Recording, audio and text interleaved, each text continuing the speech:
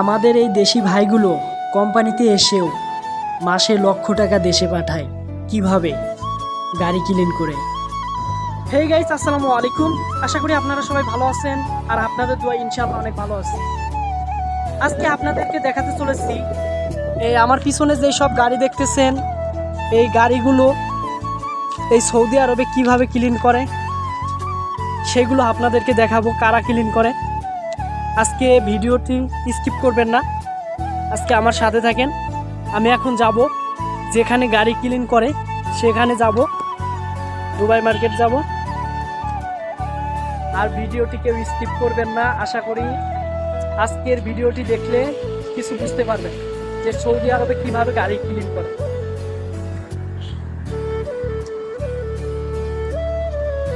এই সামনে Dubai market, আমি চলে যাচ্ছি, বেশি সময় লাগবে না, আপনারা সাথে থাকেন।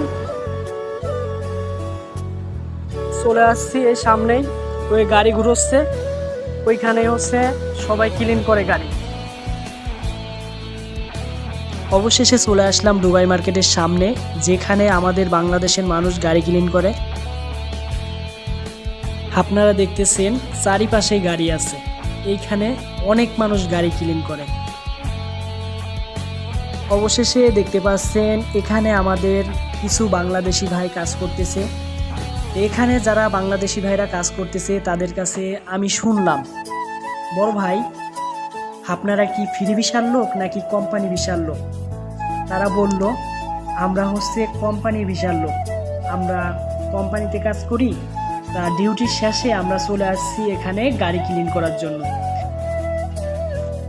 আবার আমি বললাম, বড় ভাই এই সৌদি আরবে তো গাড়ি ক্লিন করা নিষেধ আছে সম্পূর্ণ, এটা কি জানেন? সে বলল যে ভাই আমি জানি যে সৌদি আরবে গাড়ি ক্লিন করা নিষেধ আছে, তারপরেও আমরা গাড়ি ক্লিন করি রিস্ক নিয়ে। যখন পুলিশ আসে তখন এখান থেকে আমরা সরে যাই, ঠিক আছে? তারপরেও আমরা গাড়ি ক্লিন করি, কারণ হচ্ছে একটা গাড়ি ক্লিন করলে 10 রিয়াল 20 রিয়াল, দেখা গেল 2-3টা গাড়ি ক্লিন করলে আমি সৌদি আরবে যেই টাকা বেতনে আসছি, আমি যদি প্রতিদিন 2-3টা গাড়ি ক্লিন করি তার চেয়ে ডবল টাকা আমি ইনকাম করতে পারি। তার জন্যই রিস্ক নিয়ে এই সব কাজগুলো করি আমরা, কারণ হচ্ছে জীবনে রিস্ক না নিলে কখনোই সফল হওয়া যায় না। এই সব মানুষগুলোই প্রতি মাসে লক্ষ লক্ষ টাকা ইনকাম করে। আপনারা সবাই ভালো থাকবেন, সুস্থ থাকবেন।